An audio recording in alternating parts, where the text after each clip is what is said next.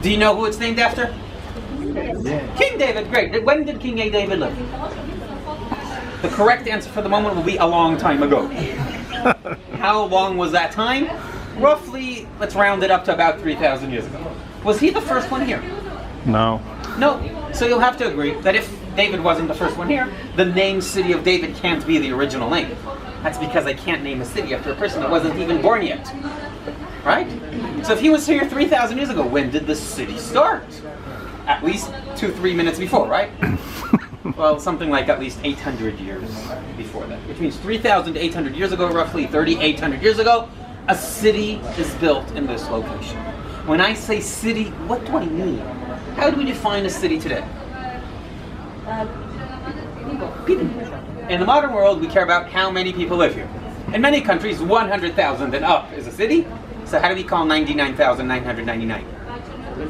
A village. Great. So please imagine a village with 99,999 people. And a baby was born.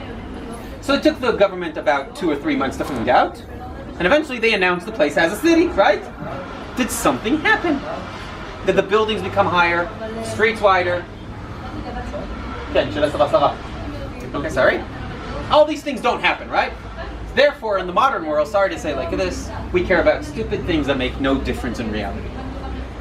That takes us to the ancient world. In the ancient world, when you're looking at a village and you're looking at a city, you can't miss the difference. The village might be 15 times size, much, much larger in population, but they don't have the ability to protect themselves.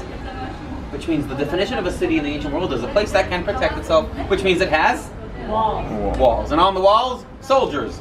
And these soldiers hold weapons. And it's all controlled by a government, king, or something like that. So what happens here 3,800 years ago is that a tribe arrives here to an existing village, takes it, and makes it a city. How? They build walls around it. So as they put the first few stones down on the ground, hundreds of miles away, the Egyptians hear about this. And the Egyptians in those days believed this land was their private property. I'm not sure it changed since. But the cool thing is that they got very angry. Someone's stealing my property. So what do? They decide to destroy the city as fast as possible. What is the fastest way to destroy a city? Burn it. Can they burn it long distance? No, what do they need to do is organize their army in Egypt, leave Egypt, start crossing the Sinai Desert, climbing all the way up here, breaking in, burn it, and then walk all the way back home. Is this fast? Not at all. The Egyptians say, what a bad idea. So how do they do this? They decide to send someone else that will do it for them. So they sent their gods to destroy the city for them. How do you do that? You can pray. Another option, very common in the ancient world, offering some sacrifice. What the Egyptians did, and that is really amazing, they wrote a curse. They wrote a curse against the governors and the city of Yerushalayim, Jerusalem. First time the city is ever mentioned in any reference, any source we have until this moment is an Egyptian curse from approximately 3,800 years ago. Did the curse work? I don't know. I don't care, actually. Right? But I tell you this. The Egyptians wrote dozens of curses against all sorts of nations and cities and tribes that were far off. Apparently the idea was actually to frighten these people enough so they will submit themselves, so the Egyptians won't need to bother with sending an army so far away. But that's the first time the city is mentioned. Where is the curse? Where is the curse today? Where was the curse? It was found, well, with many others, in several locations in ancient Egypt. They found temples with piles of curses against all sorts of all over. They were found in the first 20-25 years of the 20th century. Part of them are in Brussels today, part of them are in Berlin today, part of them I'm not really sure where they are today, but dozens of these curses were found. So what do we do now?